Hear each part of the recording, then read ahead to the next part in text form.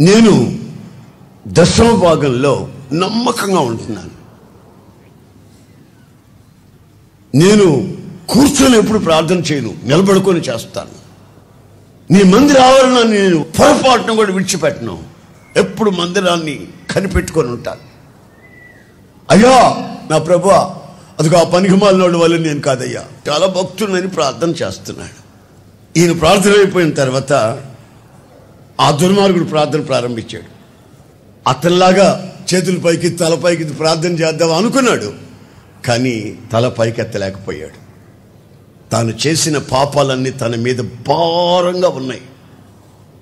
తల ఎలాగా నేలకేసి చూస్తూ, అయ్యా పాపినైనా నన్ను కరుణించయ్యా అని వంగిపోతూ గుండెలు బాదుకుంటూ ఏడుస్తున్నాడు.